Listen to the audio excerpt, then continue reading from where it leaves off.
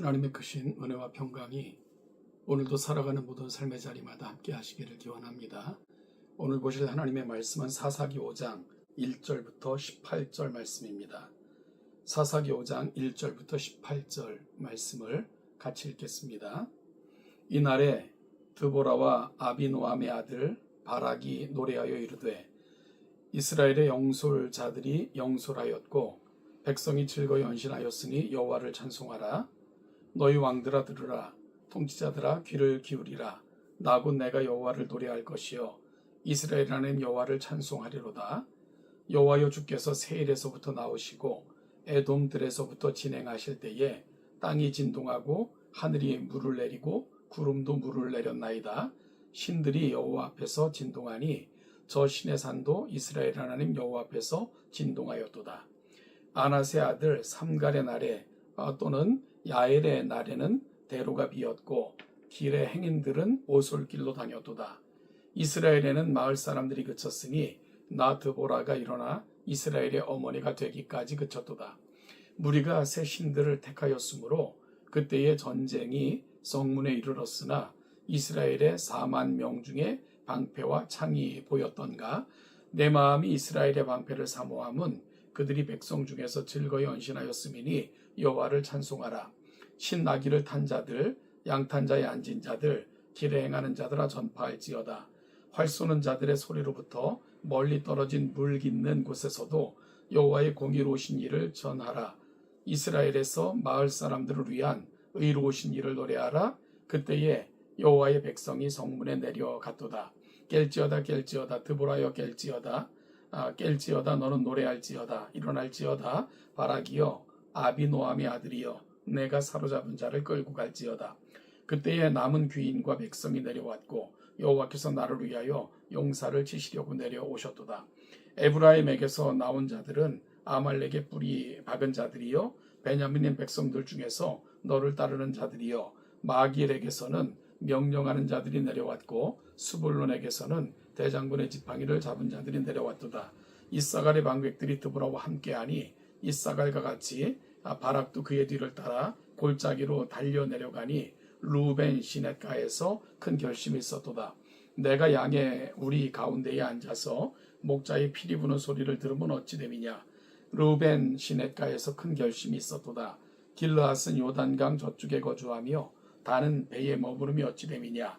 아셀은 해변에 앉으며 자기 항만에 거주하도다. 스불론은 죽음을 무릅쓰고 목숨을 아끼지 아니한 백성이여 납달리도 들의 높은 곳에서 그러하도다. 성도 여러분, 인생을 살다 보면 내심으로는 도저히 감당할 수 없는 거대한 폭풍우를 또한 폭풍을 만날 때가 있습니다. 오늘 본문의 배경이 되는 이스라엘의 상황이 바로 그러했습니다. 당시 이스라엘은 가나안 왕 야빈에게 20년 동안 극심한 고통을 당하고 있었습니다. 그들에게는 철병거 900대라는 무시무시한 군사력이었었고 이스라엘은 무기 하나 제대로 없는 무방비 상태였습니다. 성도 여러분의 삶을 짓누르는 철병거 900대는 무엇입니까? 깰 수 없을 것 같은 재정의 벽, 무너진 건강, 혹은 사방이 막힌 것 같은, 도저히 길이 보이지 않는 것 같은 암담한 미래입니까? 이스라엘 제자들이 바다 한가운데서 광풍을 만나 배에 물이 가득 차고 죽을 위기에 처했던 것처럼 우리 인생의 배도 언제 뒤집힐지 모르는 두려움에 휩싸일 때가 종종 있습니다. 여러분, 그러나 오늘 본문인 사사기 5장의 드보라와 바락의 노래는 우리에게 놀라운 반전을 선언합니다. 우리 다 같이 오늘 함께 읽었던 본문 4절 5절을 다시 한번 볼까요? 드보라의 찬양입니다. 여호와여 주께서 세일에서부터 나오시고 에돔들에서부터 진행하실 때에 땅이 진동하고 하늘이 물을 내리고 구름도 물을 내렸나이다. 산들이 여호와 앞에서 진동하니. 이스라엘이 두려움에 떨고 있을 때 하나님께서 움직이기 시작하셨습니다. 하늘을 뒤흔들고 땅을 진동시키며 폭풍우를 쏟아 부으셨습니다. 가나안 군대의 자랑이었던 철병거 900대는 하나님의 폭풍우 속에 진흙탕에 처박혀 아무짝에도 쓸모없는 고척덩어리가 되어버렸습니다. 이것이 우리가 믿는 하나님이십니다. 제자들이 탄 배가 폭풍으로 요동칠 때 주님은 잠잠히 계셨던 것 같았지만 결국 일어나사 바람과 바다를 꾸짖으시며 잠잠하라 고요하라 명령하셨습니다. 우리 인생의 폭풍을 잔잔하게 하실 분은 오직 우주의 창조주이신 예수 그리스도 한 분뿐이십니다.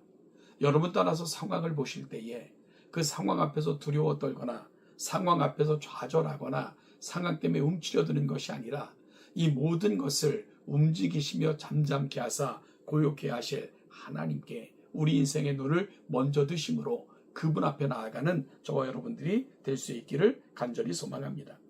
그런데 오늘 본문은 하나님의 이 위대한 승리 뒤에 그분의 부르심에 반응했던 이스라엘 지파들의 상반된 모습을 아주 날카롭게 기록하고 있습니다. 오늘 본문은 2절은 이렇게 시작됩니다. 이스라엘의 두령들이 그들을 이끌었고 백성이 즐거이 헌신하였으니 여호와를 찬송하라 라고 기록되어져 있는 반면 18절에는 이렇게 기록되어 있습니다. 스불론은 죽음을 무릅쓰고 생명을 아끼지 아니한 백성이요 납달리도 들의 높은 곳에서 그러하도다. 스불론과 납달리 지파는 철병거라는 두려운 현실 앞에서도 하나님의 약속을 믿고 죽음을 무릅쓰고 목숨을 걸고 전쟁터로 뛰어들었습니다.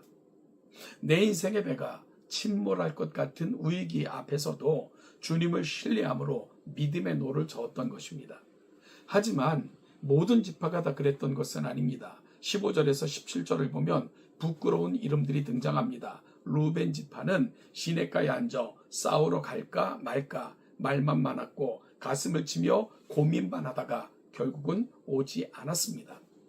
길르앗 사람들은 요단강 건너편 안전지대 안에서 거주했고 단 지파는 배에 머무르며 자기 생업에만 바빴으며 아셀 지파는 해변에 앉아 폭풍 구경하듯 구경만 했습니다. 여러분, 그들은 왜 움직이지 않았을까요? 무서웠기 때문입니다. 현실의 철병거가 너무 커 보였기 때문입니다. 눈앞에 폭풍에 압도되어 폭풍을 다스리시는 하나님을 보지 못했기 때문입니다. 사랑하는 성도 여러분, 오늘날 우리도 인생이라는 바다를 항해하고 있습니다. 하나님께서는 지금도 살아계셔서 우리 인생의 풍랑을 다스리고 계십니다.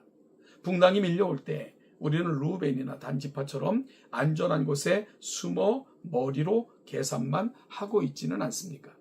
주님, 저 철병거가 지나가면 순종하겠습니다. 이 폭풍이 지나가면 그때 헌신하겠습니다. 지금은 그런 여력이 없습니다. 지금은 내가 나설 수가 없습니다. 라고 핑계를 대고 있지만 않습니까? 제자들이 두려워 울부짖을 때 예수님은 물으셨습니다. 너희 믿음이 어디 있느냐? 오늘 이 시간 주님은 우리에게도 동일하게 묻고 계신다 생각해요. 너희가 바라보고 있는 것이 눈앞에 거대한 철병거냐? 아니면 그 철병거를 진흙탕에 묻으시는 나 하나님 여호와이냐? 믿음의 항해는 내 삶의 키를 주님께 온전히 맡기는 것입니다. 내가 키를 잡고 파도를 피해보려고 안간힘을 쓰는 삶이 아니라 거친 파도가 밀려와도 이 배의 선장이신 예수 그리스도께서 명하시면 이 모든 폭풍이 잔잔해질 것을 믿고 주님의 말씀에 내 삶을 던지는 것입니다. 스불론과 납달리처럼 죽음을 무릅쓰고 생명을 아끼지 않는 믿음의 결단이 있을 때 우리는 우리의 삶을 뒤흔들던 폭풍이 위대한 승리의 찬양으로 바뀌는 기적을 목도하게 될 것입니다. 오늘 이 시간 사랑하는 여러분, 우리가 서 있는 곳은 어디입니까? 우리는 무엇을 믿고 우리 삶의 푯대를 정하고 그리고 무엇이 우리 삶의 기준입니까?